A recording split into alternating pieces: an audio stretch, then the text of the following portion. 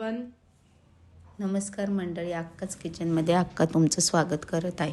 आज आपण छानपैकी रोज भाजीला कंटाळा येतो, तर आज आपण छानपैकी बटाट्याची रस्सा भाजी बनवूया. चमचमीत भाजी असते, ती छान लागते. स्पायसी बनवायची थोडी.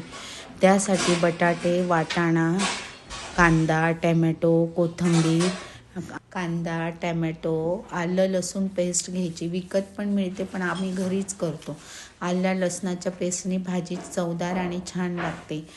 प्रथम बटाटे उकडून घेणे, कांदा बारीक कापणे, टॅमॅटो बारीक चिरून घेणे, कोथिंबीर बारीक कापून घेणे.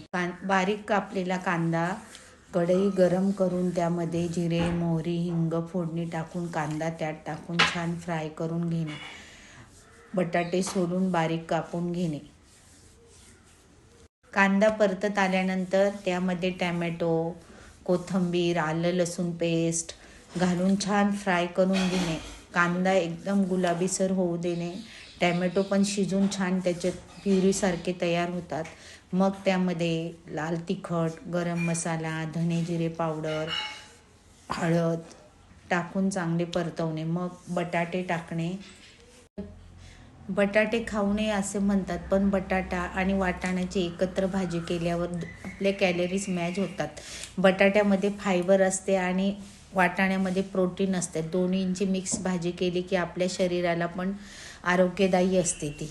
त्यामुळे अशी भाजी खूप छान लागते. ही पुरीबरोबर खाऊ शकता, पोळीबरोबर खाऊ शकता, ज्वारीच्या भाकरीबरोबर, भाताबरोबर खूप छान लागते. लहान मुलांना तरी बटाट्याची भाजी खूप आवडते. घट्ट शिजवून छान असा घट्टसर रस्सा तयार होता की टिफिनला सुद्धा मुलं नेऊ शकतात. बटाट्याची भाजी पुरी अशी ही बटाट्याची सुंदर भाजी केली आहे. तुम्ही सर्वांनी करून बघा. माझ्या नातवाला ही रेसिपी खूप आवडते. तो भाजीचा रस्सा आणि भात खातो. तुम्हाला ही रेसिपी कशी वाटली कमेंट्स बॉक्समध्ये नक्की कळवा.